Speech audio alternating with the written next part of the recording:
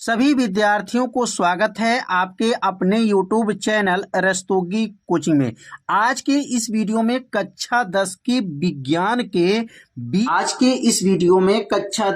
विज्ञान के वायरल प्रश्नों के बारे में बताया जाएगा। तो इस वीडियो को यदि आप पूरा देख लेते हैं तो पेपर इसी में से ही आने वाला है। तो आप सभी लोग इस वीडियो को पूरा एक बार जरूर देखिए। तो पहला प्रश्न है, समतल दर्पण की फोकस दूरी होती है। अब यहाँ समतल दर्पण की फोकस दूरी क्या होती है दिया गया। पहला दिया गया 0 है, दूसरा दिया है अनंत है, 25 सेमी है और -25 सेमी है। तो समतल दर्पण की जो फोकस दूरी होती है वह अनंत होती है। इसमें ऑप्शन बी वाला ऑप्शन क्या हो जाएगा, सही हो जाएगा। अगला क्वेश्चन दिया गया है, आंख में प्रवेश करने वाले प्रकाश की मात्रा को नियंत्रित करता है। अब यहाँ पर 4 ऑप्शन दिया गया है और इसमें कौन सा ऑप्शन सही है।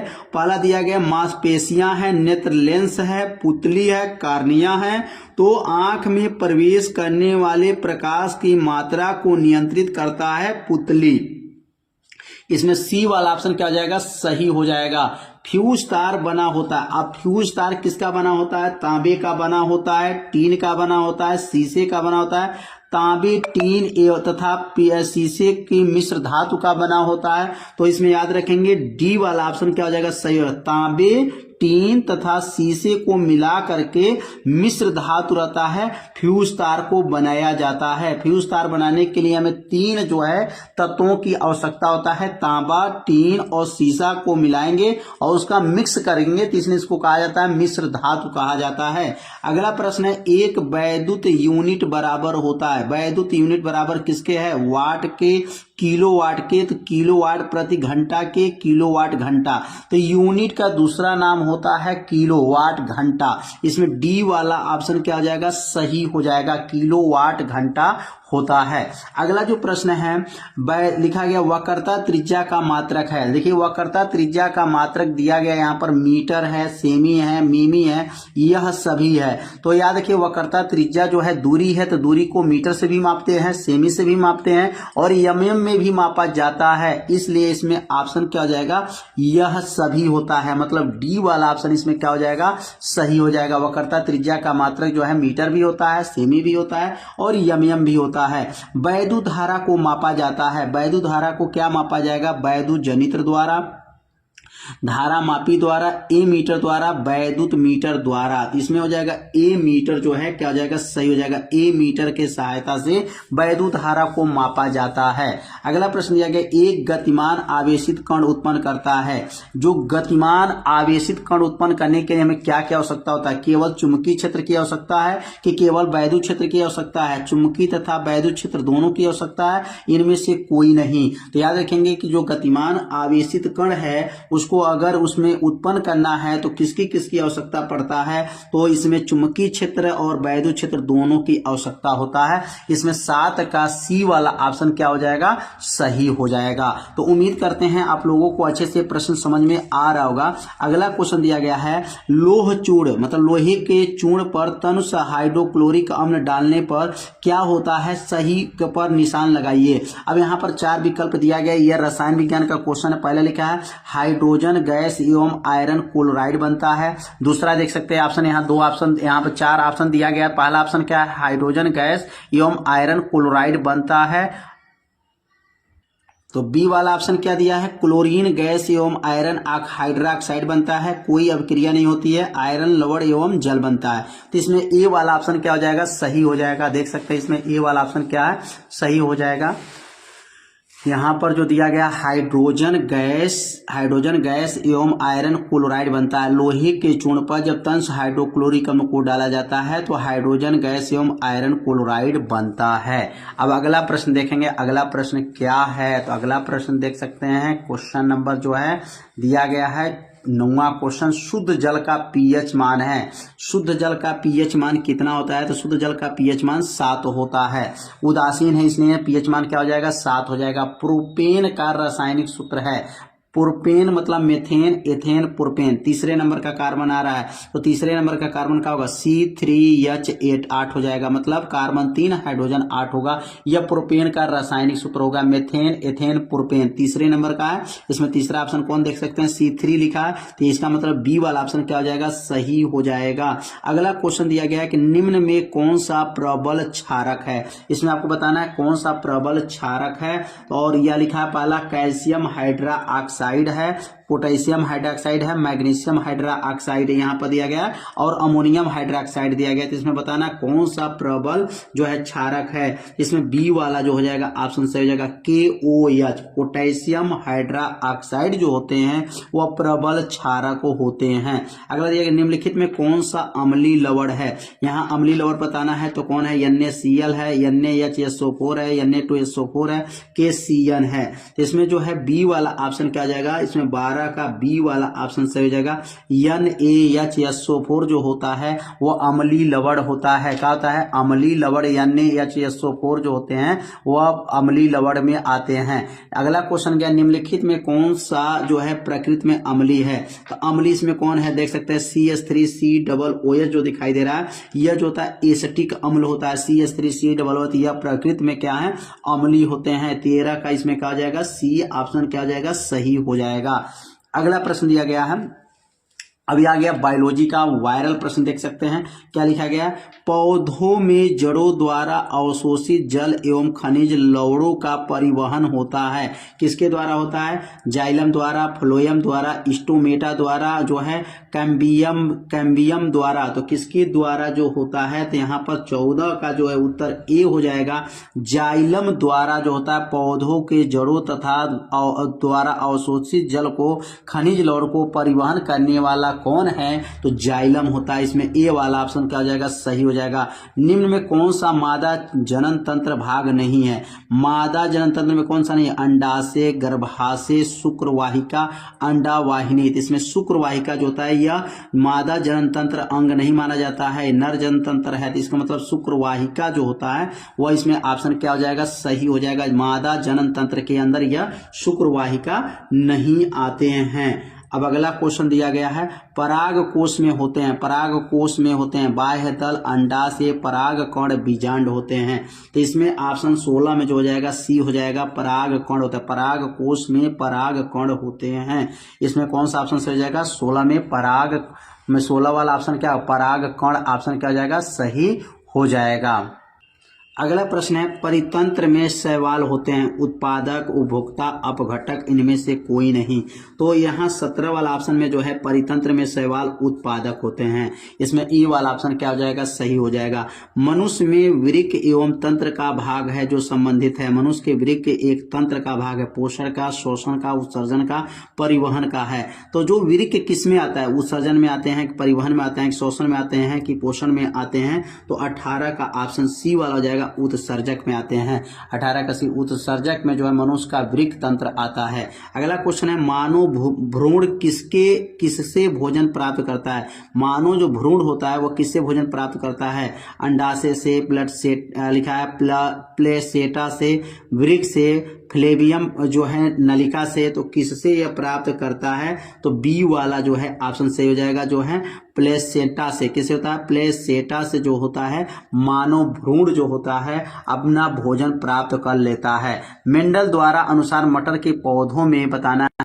अगला क्वेश्चन जो दिया है, मेंडल के अनुसार मटर के बौने पौधे का जीनोटाइप है। ये पेपर में तो हर साल आता है। टी, इस दोनों कैपिटल टी है, ये small T, capital T, small T और स्मॉल टी। तो इसमें याद रखेंगे जीनोटाइप जो होते हैं स्मॉल टी में, डबल टी जो होते हैं यह बौने पौधों का जीनोटाइप होता है। इसमें जो है सी वाला ऑप्शन क्या हो जाएगा, सही हो जाएगा। एक दर्पण किसी वस्तु का सदैव सीधा प्रतिबिंब बनाता है, वह दर्पण है। तो कौन सा ऐसा प्रतिबिंब है जिसमें सीधा प्रतिबिंब बनता है। सीधा प्रतिबिंब बनने वाला जो है दर्पण कौन सा है, तो 4 ऑप्शन है समतल, उत्तल, अवतल, समतल या उत्तल। तो इसमें डी वाला ऑप्शन जो है सही हो जाएगा, समतल या उत्तल जो है ऑप्शन सही है। अगला जो क्वेश्चन, यह प्रश्न कई सालों से आ रहे हैं, तो इसलिए इस प्रश्न को आप सभी लोग तैयार कर लीजिएगा।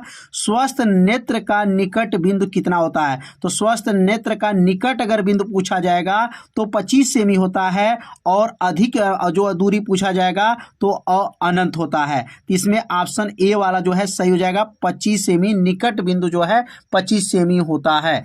चंद्रमा पर देखने पर आकाश दिखाई देता है, तो चंद्रमा पे देखने पर आकाश किस रंग का दिखाई देता है? दिया गया है बैगनी है, नीला है, काला है, सफेद है। तो काला दिखाई देता है। चंद्रमा से देखने पर आकाश का रंग जो है काला दिखाई देता है। तो यहाँ पर सी वाला ऑप्शन क्या हो जाएगा? सही हो जाएगा। अगला क्वेश्चन है एम्पियर सेकंड किसका है? तो एम्पियर सेकंड आवेश का मात्रक। आवेश का सूत्र क्या होता है? धारा गुणे समय होता है, तो इसलिए धारा गुणे समय आवेश का सूत्र है। तो धारा का सूत्र क्या होता है? एम्पियर होता है, और समय का मात्रक क्या होता है? सेकंड होता है। इसलिए इसमें ऑप्शन सी वाला ऑप्शन क्या हो जाएगा? सही हो जाएगा। एम्पियर सेकंड आवेश का मात्रक होता है, और यह क्वेश्चन तो हर साल आता है। हीटर का तार बना होता है, तो हीटर का तार किसका बना होता है? तांबे का, पीतल का, नाइक्रोम का, लोहे का। तो याद रखिए हीटर का तार जो नाइक्रोम धातु का बना होता है। इसमें सी वाला ऑप्शन क्या हो जाएगा? सही हो जाएगा। और यह क्वेश्चन दिया गया है 220 वोल्ट है, 100 वाट बल्ब के फिलामेंट का प्रतिरोध होगा। तो यहाँ पर देख सकते हैं कैसे इसको सॉल्व करेंगे। तो भी का मान जो दिया गया है 220 वोल्ट दिया गया है, यहाँ नोट कर लेंगे। भी का मान 220 वोल्ट दिया गया है, और यहाँ पर पावर दिया गया 100 वाट दिया गया है, और 100 वाट देने के बाद से यहाँ पर प्रतिरोध आर बराबर पूछा जा रहा है। आर का मान क्या होगा? तो अब यहाँ आर का सूत्र क्या होता है? तो आर बराबर आप लोग जानते हैं भी स्क्वायर बटा क्या होता है? पी होता है। भी का मान क्या दिया है? 220 का वर्ग हो जाएगा, 220 का वर्ग बटा, और पी का मान क्या है? तो 100 वाट दिया गया है। यहाँ पर पी का मान यहाँ पर 100 दिया है, भी का मान 220 वोल्ट दिया है। अब यहाँ पर 220 का गुणा 2 बार कर दीजिए, तो 220 का गुणा 2 बार करेंगे। यहाँ पर 220 गुणे 220, अब बट्टा में क्या हो जाएगा? 100 हो जाएगा। 0 से 0 को काट दीजिए, 22 में 22 का गुणा करेंगे तो 484 जो है यह ओम हो जाएगा इसमें। तो प्रश्न यहाँ समझ में आ गया और कैसे इसको हल किए हैं एक बार और समझ लेते हैं। प्रश्न में भी का मान दिया गया 220 वोल्ट, देख सकते हैं भी का मान 220 है, और सामर्थ्य जो दिया है 100 वाट दिया गया है। तो सामर्थ्य को पी से दिखाएंगे, वोल्ट को जो है विभवांतर को भी से दिखाते हैं। आर का नाम प्रतिरोध पूछा जा रहा है। आर का सूत्र होता है भी स्क्वायर बट्टा पी होता है। तो भी का मान 220 का वर्ग बट्टा पी का मान 100 हो गया। 220 गुणे 220 हो जाएगा बटा 100 हो गया। 100 से जो 2 जीरो खत्म हो गया, 22 में 22 का गुणा कर देंगे, 484 ओम हो जाएगा। इसमें ऑप्शन देखेंगे बी वाला ऑप्शन जो है 484 ओम जो है सही हो जाएगा। अगला प्रश्न है चुंबकीय क्षेत्र के तीव्रता का मात्रक। चुंबकीय क्षेत्र का तीव्रता का मात्रक टेस्ला होता है। इसमें ए वाला ऑप्शन क्या हो जाएगा? सही हो जाएगा। तो यह जो है भौतिक विज्ञान का क्वेश्चन आप लोगों को अच्छे से समझ में आ गया होगा। अब हम लोग सीखेंगे रसायन विज्ञान का जो क्वेश्चन कौन कौन से महत्वपूर्ण रसायन विज्ञान का क्वेश्चन है। तो यहाँ देख सकते हैं पहला जो क्वेश्चन दिया गया है Fe2O3 + 2Al है। एरो गर्म करने पर Al2O3 + 2H2Fi है। अब इसमें बताना है कि इसमें कौन सा यह अभिक्रिया है, संयोजन है कि वियोजन है कि द्विविस्थापन है कि विस्थापन अभिक्रिया है। तो यहाँ पे देख रहे हैं एक पदार्थ क्या हो रहा है, इसके साथ आकर के मिल रहा है और इसमें से एक पदार्थ बाहर निकल रहा है। तो इसका मतलब होता है यहाँ पर जो है विस्थापन अभिक्रिया हो रहा है। एक के स्थान पे दूसरा और दूसरे के स्थान पर जो है पहला चला जाता है। इस प्रकार की अभिक्रिया को विस्थापन अभिक्रिया कहते हैं। इसमें डी वाला ऑप्शन क्या हो जाएगा? सही हो जाएगा। अगला प्रश्न देख सकते हैं, बहुत महत्वपूर्ण प्रश्न आ चुका है।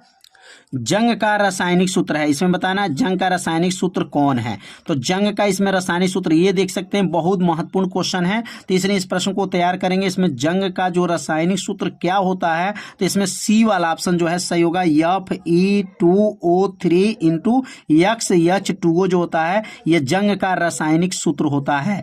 एसिटिक एसिड में क्रियात्मक समूह है। एसिटिक अम्ल में कौन सा क्रियात्मक समूह होता है? तो एसिटिक अम्ल पढ़े होंगे COOH होता है। इसमें मतलब एसिटिक अम्ल में कौन सा क्रियात्मक समूह हो जाएगा? तो यहाँ देख सकते हैं, तो इसमें जो क्रियात्मक समूह हो जाएगा डी वाला ऑप्शन क्या हो जाएगा? सही हो जाएगा। COOH जो होता है एसिटिक जो है अम्ल का जो है क्रियात्मक समूह होता है। अगला जो क्वेश्चन ये तो बहुत ही आईएमपी है।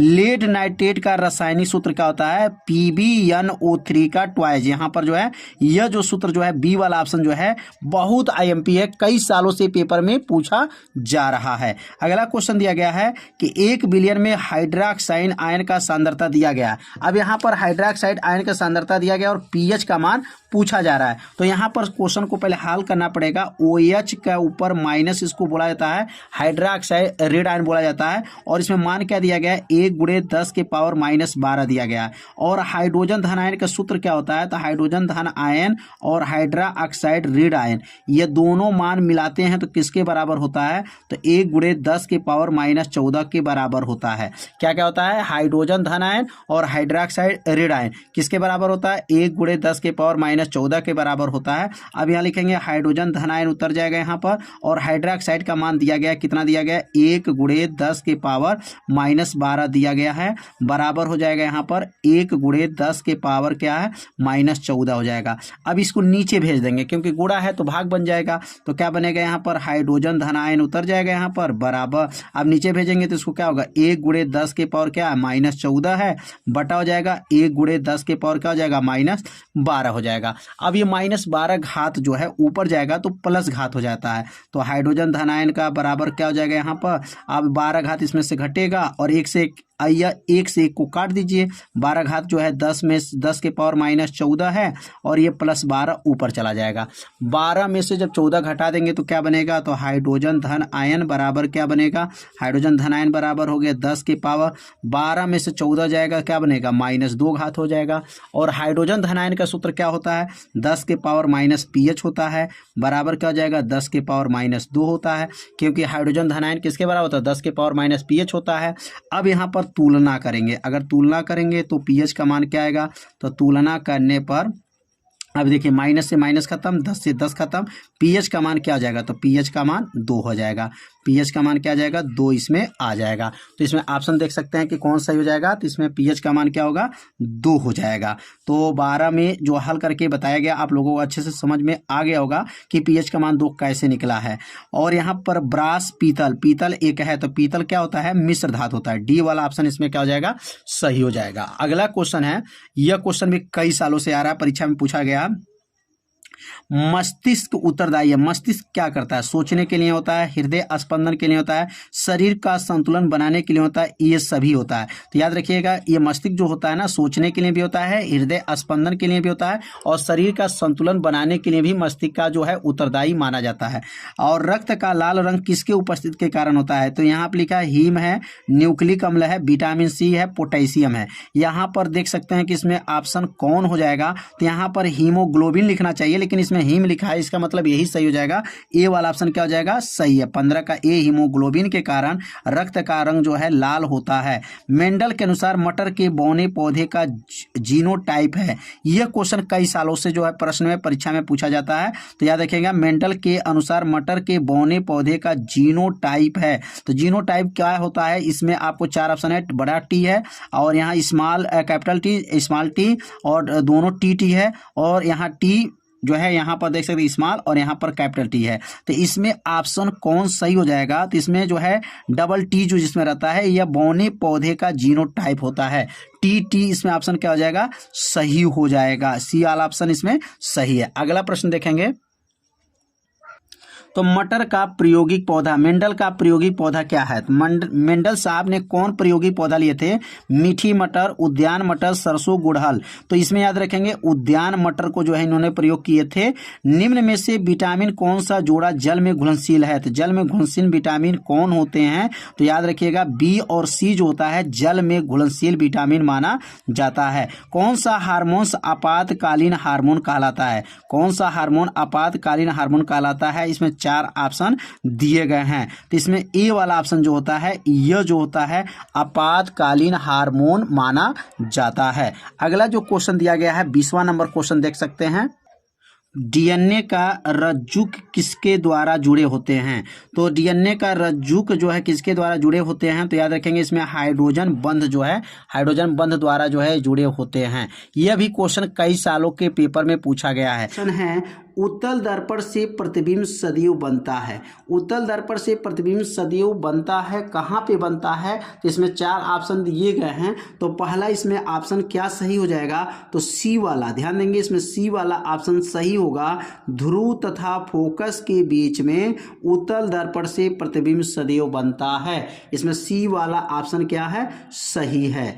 अगला जो प्रश्न है देख सकते हैं, जब प्रकाश की किरण एक माध्यम से दूसरे माध्यम में जाने पर अभिलंब से दूर हटती हैं तो वह है, तो इसमें ऑप्शन क्या हो जाएगा? सघन माध्यम से जब विरल माध्यम में जाती हैं तो प्रकाश की किरण एक माध्यम से दूसरे माध्यम में जाने पर अभिलंब से दूर हटती हैं। इसमें ए वाला ऑप्शन क्या हो जाएगा? सही हो जाएगा। अब अगला प्रश्न को समझते हैं। अगला प्रश्न दिया गया है, एक उत्तल लेंस की फोकस दूरी 15 सेमी है, इससे 30 सेमी दूर पर स्थित वस्तु का प्रतिबिंब बनेगा। प्रतिबिंब की दूरी इसमें पूछा जा रहा है। तो सबसे पहले इस प्रश्न को हल करेंगे। तो हल करने पर यह देखेंगे, पहले फोकस दूरी एफ का मान दिया है और यह उत्तल लेंस है तो इसलिए एफ का मान प्लस रहेगा। यहाँ एफ बराबर 15 सेमी हो गया, यह फोकस दूरी प्रश्न में दिया गया था। और 30 सेमी की दूरी पर जो है वस्तु रखा गया है, तो u बराबर -30 सेमी जो है दूरी पर वस्तु रखा गया है और वस्तु की दूरी हमेशा ऋणात्मक होगा, माइनस जो है 30 सेमी हो जाएगा। और v बराबर जो है यहाँ पर क्या बनेगा? प्रश्नवाचक हो जाएगा, v पूछ रहा है। और यहाँ पर लेंस है कि दर्पण है, ध्यान देंगे यहाँ पर लेंस है तो लेंस का सूत्र लागू करेंगे। लेंस का सूत्र क्या होता है? तो आप सभी विद्यार्थी जानते हैं, 1/f बराबर 1/v माइनस 1/u। यह लेंस का सूत्र है। 1/f का मान क्या दिया गया प्रश्न में? 15 है, तो 1/15 हो जाएगा। और 1/v यहाँ पूछा जा रहा है, -1/u, u का मान -30 है। मान को यहाँ पे क्या किया है? भर दिया गया है। अब अगला लाइन क्या बनेगा? 1/15 बराबर हो जाएगा 1/v हो जाएगा और माइनस माइनस मिल के प्लस 1/30 हो जाएगा। अब 1/30 जो है प्लस है तो पक्षांतर करेंगे तो क्या बनेगा? 1/15 माइनस 1/30 बराबर हो जाएगा 1/ जो है v हो जाएगा। अब दोनों का हर देखेंगे तो बराबर नहीं है, यह 15 है, यह 30 है, तो इसको बराबर करेंगे तो 2 से ऊपर नीचे गुणा कर लीजिए, हर बराबर हो जाएगा। तो 2 से गुणा करेंगे तो 2 × 2 और 2 से यहाँ गुणा करेंगे तो 15 दूनी 30 माइनस 1/ जो है 30 हो जाएगा, बराबर हो जाएगा 1/v हो जाएगा। 2 में से 1 घटा दीजिए तो 2 में से 1 जाएगा, 1/ क्या बनेगा? 30 बराबर हो जाएगा 1/v। और यहाँ गुणा कर लेंगे तो v v बराबर 30। तो यहाँ पर v का मान क्या आ गया? 30 सेमी आ गया। तो इसमें 30 सेमी ऑप्शन वाला देख लेंगे, इसमें कौन सही होगा? 30 सेमी, यह आंसर आ चुका। तो कैसे हल किया गया, एक एक लाइन जो है आप लोग अच्छे से समझ लिए होंगे। यदि आपको समझ में नहीं आया होगा तो वीडियो को एक बार और देखिएगा, जिससे आपको अच्छे से समझ में आ जाएगा। तो इसमें ऑप्शन देखेंगे 30 सेमी, यहाँ देखिए 30 सेमी 2 ऑप्शन में दिया है, लेकिन 30 सेमी वस्तु से दूसरी ओर बनेगा क्योंकि धनात्मक हुआ है। तो 30 में दूसरी ओर वास्तविक उल्टा तथा वस्तु के आकार, वस्तु का आकार क्या? 30 सेमी था वस्तु का आकार, तो इसमें वस्तु के आकार के होगा। 30 सेमी दूरी पर वस्तु है तो इसलिए इसमें ऑप्शन कौन सही हो जाएगा? बी वाला ऑप्शन इसमें सही होगा। 30 सेमी पर वस्तु के दूसरी ओर वास्तविक उल्टा तथा वस्तु के आकार का प्रतिबिंब बनेगा, बी वाला ऑप्शन सही है। अगला जो प्रश्न है, जब श्वेत प्रकाश किरण एक प्रिज्म पर गुजरता है, तो जब श्वेत प्रकाश प्रिज्म पर गुजरता है तो निर्गत जो प्रकाश में प्रिज्म के आधार से दूरस्थ प्रकाश का रंग होता है। तो जो दूरस्थ प्रकाश का रंग कौन होता है? तो प्रिज्म पर जब श्वेत प्रकाश किरण गुजारते हैं तो उसमें 7 रंग की पट्टी दिखाई देता है। उसमें सबसे अधिक अगर देखा जाए तरंगदैर्ध्य किसका होता है तो लाल रंग का तरंगदैर्ध्य सबसे अधिक होता है और बैगनी रंग का तरंगदैर्ध्य सबसे कम होता है। तो यहाँ पर जो है दूरस्थ रंग मतलब बहुत दूर से रंग जो दिखाई देता है वो लाल होता है। इसमें ए वाला ऑप्शन क्या हो जाएगा? सही हो जाएगा। ए वाला ऑप्शन जो है सही, लाल वाला जो है ऑप्शन क्या है? सही है। तो ए ऑप्शन क्या आ गया? सही। अगला क्वेश्चन है, एम्पियर सेकेंड किसका मात्रक है? तो एम्पियर सेकेंड, ध्यान दीजिएगा। अब एम्पियर सेकेंड का एम्पियर का मतलब हो जाएगा आई और समय का मतलब हो गया टी, ये हो गया आई टी। तो आई टी किसका सूत्र होता है? क्यू का होता है और क्यू बराबर होता है आई टी होता है। तो इसका मतलब क्यू का नाम नाम क्या, आवेश है, तो आवेश का सूत्र हो जाएगा, क्योंकि आवेश का सूत्र क्या होता है, धारा गुणे समय एम्पियर सेकंड है, तो इसलिए इसमें सूत्र कौन हो जाएगा, किसका मान हो जाएगा, आवेश का। सी वाला ऑप्शन इसमें क्या हो जाएगा, सही हो जाएगा। अब अगला प्रश्न को देखेंगे, इसमें सी वाला ऑप्शन क्या है, सही है। अब अगला प्रश्न दिया गया, एक सेल से R1 तथा R2 दो प्रतिरोध के तार समांतर क्रम में जोड़े जाते हैं, यदि प्रवाही धारा I1 तथा I2 एवं प्रति सेकंड उत्पन्न ऊष्मा H1 तथा H2 है तो ऊष्माओं का अनुपात होगा। तो इसमें आपको सॉल्व करना पड़ेगा, इसमें क्या क्या मान दिया गया है, तो टाइम दे दिया गया है और इसमें ऊष्मा का मान पूछा जा रहा है। तो यहाँ पर सूत्र हो जाएगा H बराबर, सूत्र क्या होता है, तो H बराबर पढ़े हैं V² T बटा R होता है। यह सूत्र किसका है, ऊष्मा का सूत्र होता है। अगर इसमें टाइम 1 दे दिया गया है तो यहाँ पर मान क्या लिखेंगे, अगला जो स्टेप बनेगा क्या लिखेंगे, यहाँ पर H1 बटा क्या हो जाएगा, H2 अगर निकालेंगे तो क्या बनेगा, V², टाइम का मान 1 हो जाएगा, बटा R है तो R1 हो जाएगा, बटा फिर इसी प्रकार अगला लाइन बनेगा V² गुणे टाइम का मान 1 है, बटा R2 हो जाएगा। तो यहाँ पर क्या बनेगा, अगला लाइन H1 बटा H2 हो जाएगा, बराबर। अब यहाँ पर देखिए V², ये V² रहेगा क्योंकि इसमें समान है। आप कैसे जाने समान है, तो यह लिखा गया समांतर क्रम में विभवांतर का मान समान होता है, धारा का मान समान नहीं होता है। देखिए धारा I1 I2 लिखा गया है, प्रति सेकंड टाइम है, ऊष्मा पूछा जा रहा है। तो यहाँ पर जो है मान रखें V² T बटा R है, तो V² गुणे T का मान 1 है, प्रति सेकंड है R1, V² गुणे T का मान 1 है, R2 हो जाएगा। अब यहाँ पर V में गुणा करेंगे तो क्या बनेगा, V² बटा R1 और नीचे क्या बनेगा, V² बटा क्या हो जाएगा आपका R2 हो जाएगा, जो नीचे है। अब देखिए हम जो नीचे सबसे ऊपर कर देंगे या बीच में आ जाएगा, बीच में पक्षांतर हो जाएगा, तो क्या बनेगा H1 बटा H2 बराबर हो जाएगा V² R2 बटा और नीचे का आ जाएगा यहाँ पर V² R1 हो जाएगा। कौन सा कट जाएगा, इसमें से V² से V² कट जाएगा, क्या बचेगा H1 बटा H2 बराबर क्या हो जाएगा R2 बटा R1 हो जाएगा। तो इसमें ऑप्शन चेक कर लेंगे कौन सही हो जाएगा, तो H1 बटा H2 R2 बटा या R1 जो है, देख लीजिए यहाँ पर ऑप्शन H1 बटा H2 R2 बटा R1, H1 बटा H2 R2 बटा R1, इसमें 6 वाला में जो है ए वाला ऑप्शन क्या हो जाएगा, सही हो जाएगा। ए वाला ऑप्शन क्या है, सही है, इसमें ये वाला ऑप्शन सही लग जाएगा। अगला जो दिया गया है, चुंबकीय क्षेत्र की तीव्रता का मात्रक होता है। तो चुंबकीय क्षेत्र का तीव्रता का मात्रक यदि निकालना चाहते हैं तो चुंबकीय क्षेत्र का तीव्रता का पहले सूत्र लिखेंगे। चुंबकीय क्षेत्र का तीव्रता का सूत्र क्या होता है, तो पढ़े हैं F बराबर क्या होता है, F बराबर होता है IBL होता है, IBL साइन थीटा होता है। इसमें B का मान अगर निकालना है तो क्या लिखेंगे, IBL बराबर F हो जाएगा और B को यहाँ रोक देंगे तो IL नीचे जाएगा, तो F बटा क्या बनेगा, IL हो जाएगा। तो B का अगर मात्रक निकालते हैं, B का नाम क्या है, चुंबकीय क्षेत्र का तीव्रता है और B का मात्रक क्या हो जाएगा, तो इधर बनेगा F का मात्रक क्या है, न्यूटन हो जाएगा, न्यूटन हो गया, प्रति हो जाएगा, I का मात्रक क्या है, एम्पियर हो जाएगा और लंबाई का मात्रक क्या है, मीटर है, तो लंबाई का मात्रक मीटर हो जाएगा। तो मात्रक क्या बना, न्यूटन प्रति एम्पियर मीटर। अब देखिए F बराबर IBL होता है तो IBL बराबर F लिख सकते हैं। B बराबर, B को रोकेंगे IL नीचे चला जाएगा क्योंकि गुणा है तो भाग बनेगा। B का मात्रक क्या हो जाएगा, तो B का होता है F का मात्रक न्यूटन, I का मात्रक एम्पियर और L का मात्रक मीटर, तो क्या बना, न्यूटन एम्पियर मीटर इसका मात्रक बन गया। इसमें ऑप्शन देखेंगे कौन सही है, न्यूटन प्रति एम्पियर मीटर, ये बी वाला ऑप्शन क्या है, सही है, न्यूटन प्रति एम्पियर मीटर जो है बी वाला ऑप्शन सही हो जाएगा। अब अगला प्रश्न है, कहा है प्रश्न में मेथेन का संरचनात्मक सूत्र है।